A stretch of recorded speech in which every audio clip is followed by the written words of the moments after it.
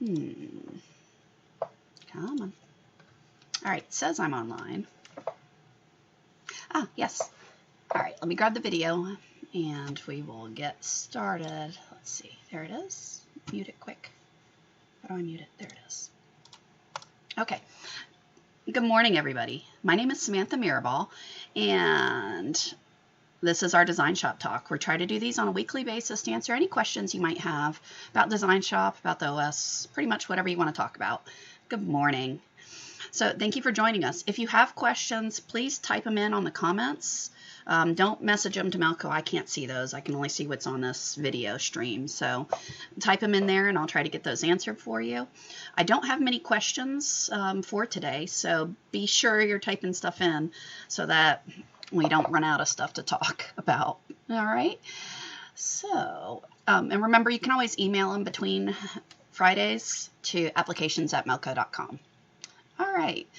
So I had a few questions that are kind of generic. One of them is actually not related to Design Shop, but they're saying, you know, I'm having a lot of problems with bobbin tension, getting thread breaks.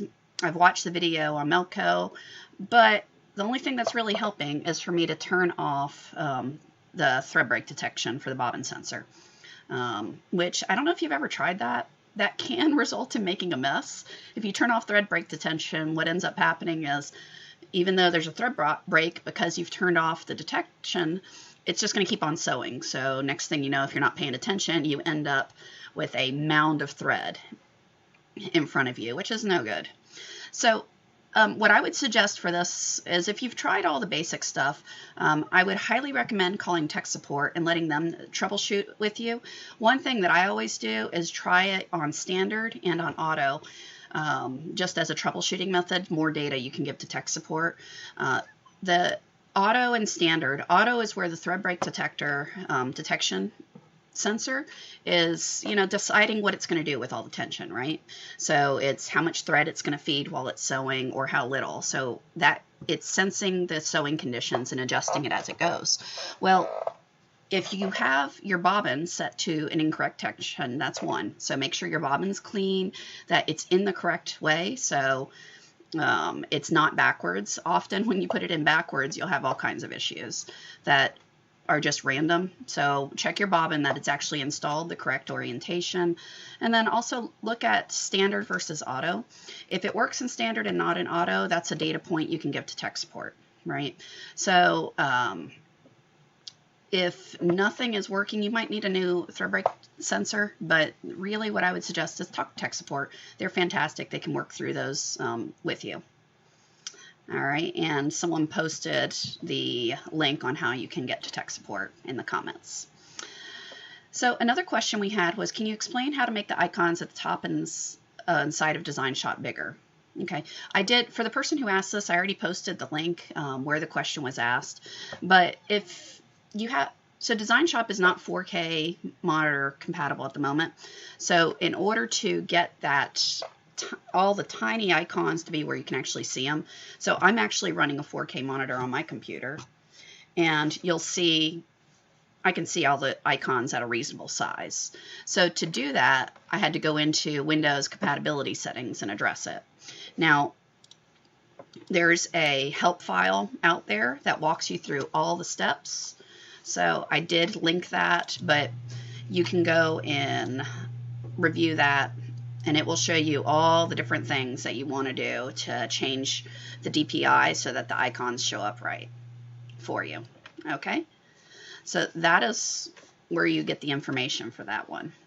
Now, if you've never reviewed this service site, there's a lot of good resources out there. So how you can get to it is if you go to melco-service.com, click on your FAQ. Literally to get to that, I searched for icons bigger, and this very first one takes you to that document. All right, so there's a ton of resources out here in this FAQ section. The tech support department puts all kinds of stuff out there on a regular basis and keeps it up to date. The link has been posted in the comments, so you can get to it if you don't want to search. Someone did type in a question, so let me go look at that. It says, good morning. How do you save a single part of a design? Is there a way to do that without copy and paste? Yes, kind of. Well, there is. So if,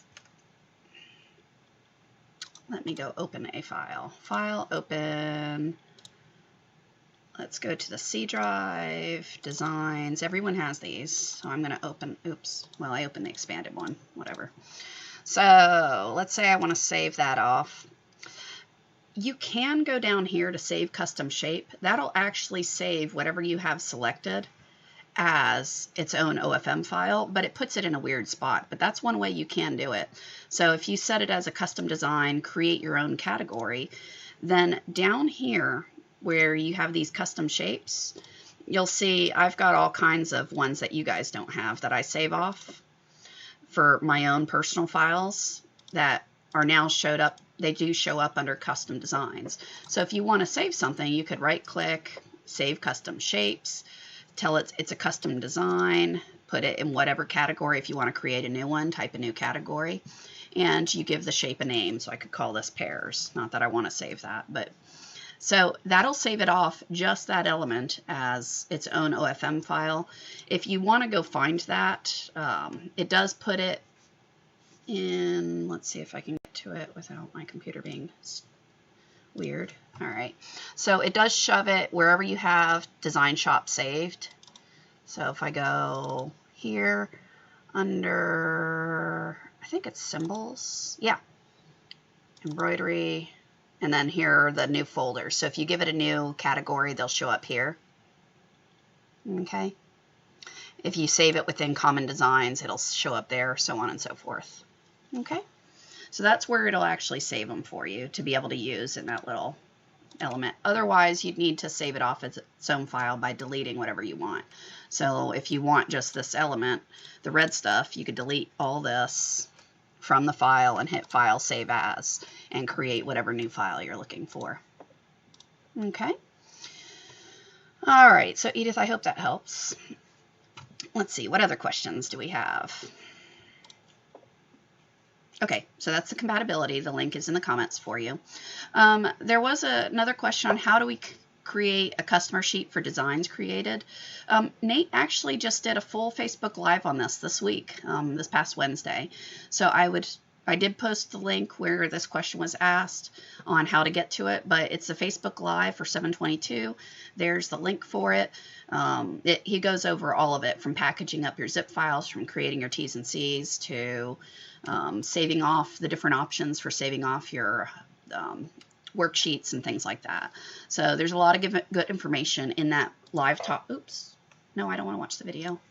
Sorry. I'm going to close that before it starts playing. All right. So that's there for you. We had a question that was sent in, how to eliminate jump stitches between letters. All right. So there's a few ways we can deal with this. So first off, let's go. You'll notice mine don't have any, and that's because of how my settings are. So I'm going to go break it for you, and then we'll go back on how to fix it. Okay, so now you'll see I have these jump stitches between my letters. There's one. Those are actually what are referred to as connectors. So it's connecting one letter to the next one. And why some of them don't have it and others have them, you see that, is driven by your tie-in and tie-off properties. So if I click on a specific letter, this, because I have one between the A and the M, I can see my A starts where the green circle is, and it ends where the red X is. Okay, the M starts where the green circle is. So when I click on the M, notice I have a propeller. That shows me where the A previously ended, where that propeller is. So the distance from where one letter ended to where the next one starts, that distance, literally if I go measure it, is why I will have a trim or I won't have a trim. So this distance right there, if I measure it, is 50 to 51 points, somewhere in there. If you go into the properties of this lettering, under tie-in and tie-off, this auto trim number right here is what's saying whether it's going to trim or not. So how you look at this is if the distance from where one thing ends to where the next one starts is less than whatever number you have here, it's going to leave a connector and keep going. If it's bigger than this, it's going to trim it. So 64 points, which is what I have it at now, close to 1/4 of an inch. That's pretty large. I know I don't care for those myself to be that large. So if you change that to something smaller, I like 20 points. I know 20 points, a lot of people think is too small, so 30. You know, it really is going to depend on person to person, what you like your settings to be at, so play around with it. But if I change this to something smaller, notice it went ahead and put a trim in there for me. Okay, and that's because now the distance from where that one ends to where this one starts is 50 points. That's bigger than 20, so it's going to do a trim. All right, so let me go back and break it again. Under my tie-ins, I'm going to put it back to 64, and I'll show you another way. This is not the way I would recommend doing it, but it works. Oops. There we go. All right, so now we're back at my 64 points.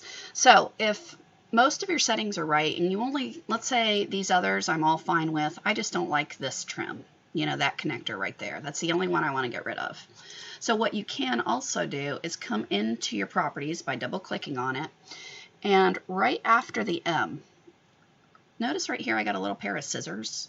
That's insert trim. You'll notice it puts, I don't even know what that is. I think it's supposed to be scissors. I don't know. It just puts a strange icon right there. I hit apply, and now that strange icon is insert trim. Okay, so that's what that's doing for you. And notice that's gone. So between specific letters, if you want to trim, you can insert those as you want. In general, I suggest changing this, because that's a global setting, that if you want all your connectors to be smaller or non-existent, you would lower this number. Okay. All right, so let's see, what other questions do we have? So how do I limit jump stitches between letters? So there's the two ways I would recommend for that. When I send files out to be digitized, they come back and look all kinds of weird. How do I fix it? All right, so let me show you what I mean by, or what was meant by all kinds of weird, although I'm paraphrasing, sorry. So let's say you sent this out to be digitized, and it comes back looking like this, and you're going, that is not what I sent them, or not what I want. I don't want all these lines all over the place, so what's going on? So that's just the visibility of the wireframe. So if you look at it, notice if I click on that walk normal, that's actually just a walk normal, the wireframe of the walk normal. So if you select the entire design, and now I'm going to right click on it and go to properties. Under view, I can turn off this show wireframe lines, and voila. Now it looks more like what it's actually going to sew out. So that's just a visibility of the wireframes. You can turn all the wireframes on so that they're always shown, which is what you were seeing right there. I always leave that off. I like it better. I like to see the wireframes when I click on something and not when they are there. Okay, so there's the the little puppy. Nice little puppy. Okay, sorry. Okay, so that is showing the visibility of your wireframe lines. So we had a few questions submitted this week in German. I used auto translate, so I apologize if the translations aren't quite right, but I figured I'd go ahead and answer them anyway. Someone is just getting their first ENT16X, and they want to know how to remove overlap between elements. Okay, so that's a digitizing question. So let's go over to DesignShop, get a new file, and I'm going to draw a box, and then I'm going to change the color and draw a circle. Okay, so we have a box and a circle, both digitized, and I know it can be anywhere. It doesn't have to be straight overlapped. Let's say we're going to put it here. Let's make a camera. Awful looking camera, but all right. Okay, so I've got a box and a circle, and I don't want the stitches underneath there. So what you want to do is select whatever you want to remove stitches from. Select that first. So I'm going to click the box because that's what I want to delete that circle from. Then I'm going to hold my control key down and click on the circle. Now I have two things selected. My toolbars, I moved them around earlier. Sorry, there we go. So that's combine the elements. This one right here is subtract elements. If you right click on that, you can set how much of an overlap you're going to have when it goes to subtract. I would suggest 7 to 10, somewhere in there. 10 is good and safe, so I'm going to set it to 10. And then I'm going to click subtract elements. So it's not immediately apparent, but when I turn off that circle, notice now I've got a box with a hole in it. And if I turn the circle back on, you'll see my circle is also overlapping. So you don't end up with gaps due to push-pull effects. Well, pull. Okay. So that is removing overlap. It works. All you have to remember is select the element that you want to subtract from first, then hold control and select the second thing. Okay, and that way when you hit subtract, it's going to subtract it. All right, what else do we have? So these two are kind of related. Hey, good morning, William. So these two are related. One, they're saying essentially we're having issues with length and density. I don't know what the delay is. I think that's probably a translation error. So I'm not sure about that, but stitch length and density I can talk to. So they said specifically with one fill, a complex fill like we just had on the screen, the distance is always so big, it'd have to be tighter. All right, so how I'm interpreting that, and send a new message if I didn't quite get it right. But I think what you're saying is I go to sew something out and it's so spread out, I see too much fabric. So my density isn't right. That from stitch to stitch, it's just not close enough, so I'm not getting a full coverage of what I want. So that's a density issue. Now your stitch length is from needle penetration to needle penetration. That's kind of the difference between them. So the stitch length would be describing from this point to this point what that length is, from that point to that point what that length is. Whereas your density is how close these two separate lines are together. So this line and this one, how close they're, or how close or far apart they are. So if I'm looking at something and I'm going, well, from here to here, the things I'm thinking are, I see too much fabric, they're too far apart, I need it to fill in more. Those are the kinds of things running through your head. What you want to do is decrease the density, because that's going to take the distance, which if I literally measure it, there we go, is going to be 12 points in this case. All right, the other one's an underlay stitch because I have too many underlays. So from there to there is 12 points.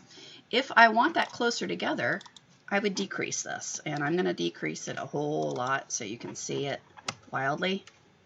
So now you'll see the stitches are closer together. So the smaller your density is, the closer your stitching is going to be to one another. The larger it is, the more spread out it will be. All right, so that's what your density is doing. It's moving the rows of stitching closer or further apart. Whereas your stitch length is literally how each stitch is from point to point. The larger it is, the more likely it's going to be prone to snagging. The shorter it is, the more it's going to sink into your fabrics. Okay, or sink in. So there's your density discussion. What else? Oh, those are actually all the questions I had. With this delay, delay, if you can let me know in different terms what that might be. I'll also ask the guys if that's a common translation thing from German. Maybe they know. But those were the questions I have. Any other questions before I jump off for the week? I'll wait a few minutes. And remember, you can always come and ask questions about anything. Send them into applications@melco.com. Type them in on the comments. I review, the prior week's one to see if I missed anything. But, we're here to help. Want to make you as successful as possible, answer any questions you might have. Let's see. Anything else? I'll scroll through the comments real quick. No, I think that's about it. All right, well, thank you for joining me today. Again, my name is Samantha, and I will talk to you guys next week. Yep, next week, and to answer any other questions you might have. So think them up, write them down, type them in, email them, whatever you might have, and we'll get them answered for you. All right. You guys have a great weekend, and I will talk to you next time.